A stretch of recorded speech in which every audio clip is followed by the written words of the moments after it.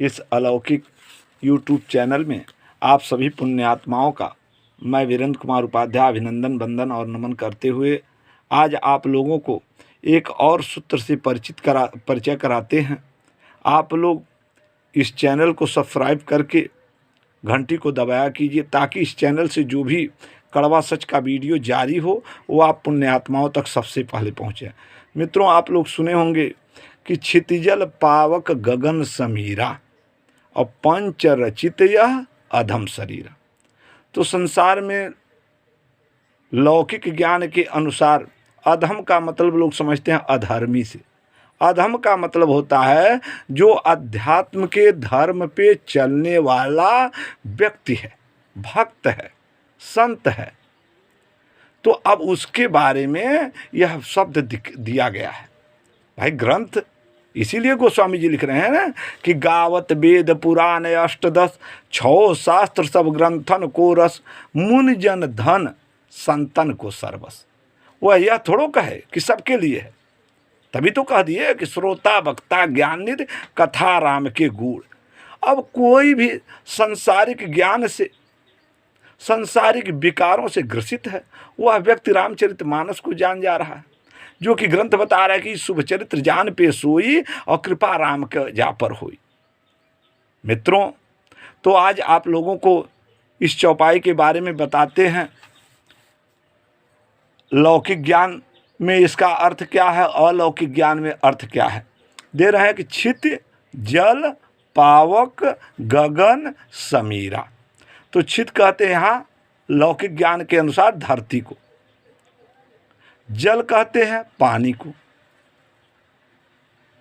पावक कहते हैं आगी को, गगन कहते हैं आकाश को और समीरा कहते हैं हवा को। यही संसार में जितने भी लौकिक ज्ञान से ग्रसित लोग हैं, चाहे वह गुरु हों चाहे शिष्य हों, यही जानते हैं कि क्षितिजल पावक गगन समीरा क्या है। क्षित माने होता है धरती और जल माने होता है पानी, पावक माने होता है आगी और गगन माने होता है आकाश और समीरा माने हवा। अब ऐसा अगर देखा जाएगा तो इससे तो हर शरीर संचालित हो रही है। तो क्या हर शरीर अध्यात्म के धर्म पे चल रही हैं, या लौकिक ज्ञान के अनुसार अगर अधर्मी को लिया जाएगा तो सब लोग यानी कि अधर्म पे चल रहे हैं। हम विचार कर सकते हैं, ये अलौकिक कथा है। तभी तो गोस्वामी जी कहे कथा अलौकिक कहूँ बखानी। अब इसको अलौकिक ज्ञान में हम लोग थोड़ा सा जान लेते हैं। तो क्षित कहते हैं यहाँ लौकिक ज्ञान में धरती को, और यहाँ धरती वहाँ कहते हैं धर्म को। अलौकिक ज्ञान में धरती कहते हैं धर्म को। जल यहाँ पानी को कहते हैं और वहाँ पानी अलौकिक ज्ञान में प्रेम को कहते हैं। यहाँ पावक आगी को कहते हैं और अलौकिक ज्ञान में आगी आत्मज्ञान को कहते हैं। यहाँ गगन आकाश को कहते हैं और वहाँ गगन ज्ञान को कहते हैं। समीरा का मतलब लौकिक ज्ञान में हवा है और वहाँ समीरा का मतलब अलौकिक ज्ञान में भक्ति है। अब थोड़ा सा विचार कर सकते हैं कि जो शरीर धर्म से, प्रेम से, अध्यात्म से, ज्ञान से परिपक्व होगा, जो भी शरीर, वह किसका होगा? किसी न किसी संत का। अब उसी के अंदर वह भक्ति है। तभी तो बताए कि सब कर फल हरि भगत सुहाई, सो बिनु संत न काहू पाए। और जिसके अंदर धर्म है, प्रेम है, आत्मज्ञान है, ज्ञान है, वह संत ही हो सकता है। और जब संत है तो उसके अंदर भक्ति होगी। तभी तो लिख रहे हैं कि बिन सत्संग न हरि कथा ते बिन मोह न भा, अमोह गए बिन राम पद होय न दृढ़ अनुराग।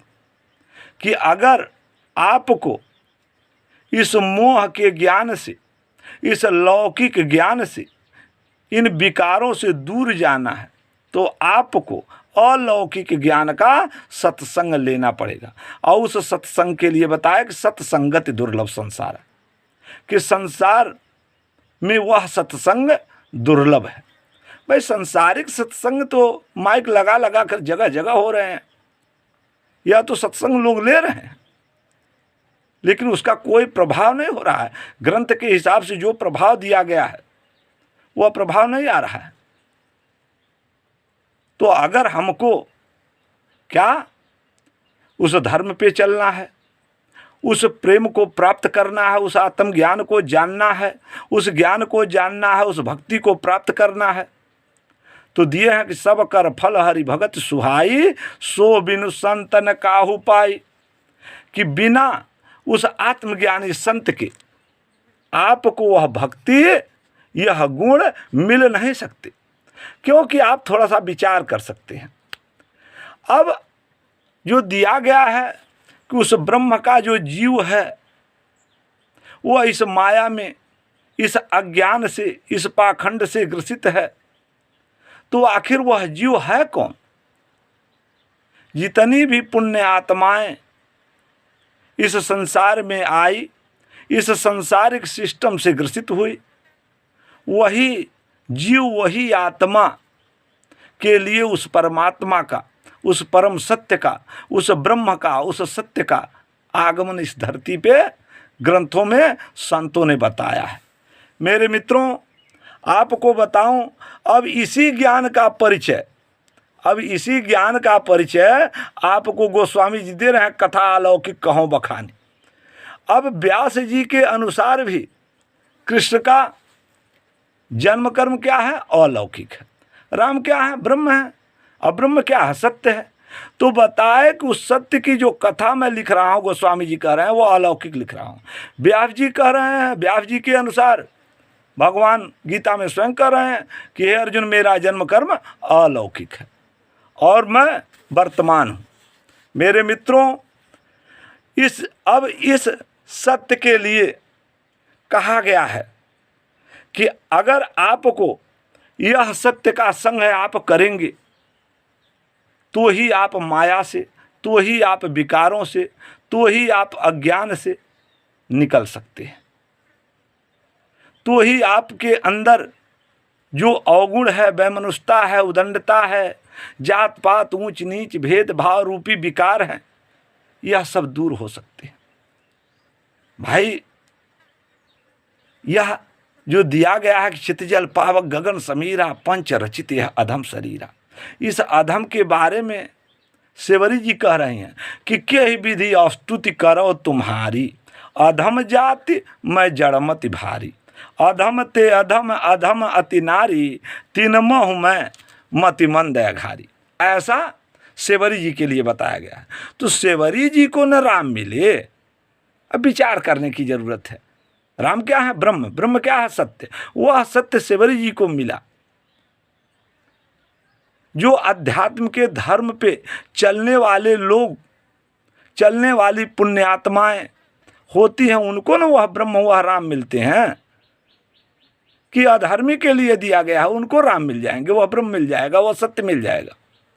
वहाँ भी दिए गरुड़ जी के लिए कि गीधय धाम खग आमिष भोगी, गति दीनी जो जांचत जोगी। जटायु के लिए दिए ना, देखिए वहाँ गरुड़ जी का नाम ले लिए, वो जटायु जी के लिए यह चौपाई दिया गया है। तो अब जटायु कौन है? भक्त हैं। भाई, यह कथा किसके लिए लिखा गया है? भक्तों के लिए, संतों के लिए। अब लौकिक ज्ञान के अनुसार संतों की वाणियों का जो कल्पना किया गया है कि दम बिन निज मत कल्प कर प्रकट किए बहु पंथ, उस पंथ में हम अझुरा करके, उस रास्ते पे अझुरा करके तभी तो इस वाणी को नहीं जान पा रहे हैं। नहीं तो ये तो बता रहा है ग्रंथ, ये बता रहा है सकल पदार्थ है जगमाही, कर्महीन नर पावत नहीं। तो आखिर कौन से कर्म से हम हीन हैं? लौकिक कर्म तो हम लोग कर रहे हैं, अलौकिक कर्म से हम लोग हीन हैं। मित्रों, इसी के साथ मैं अपनी वाणी को विराम देता हूँ। आप सभी पुण्य आत्माओं को करबद्ध प्रार्थना करते हुए फिर से यह निवेदन करते हैं कि आप लोग इस चैनल को सब्सक्राइब करके घंटी को दबाया कीजिए, ताकि यहाँ से जो भी कड़वा सच जारी हो वो आप पुण्य आत्माओं तक सबसे पहले पहुँचे। इसी के साथ मैं अपनी वाणी को विराम देता हूँ। जय हिंद, जय भारत, नमस्कार।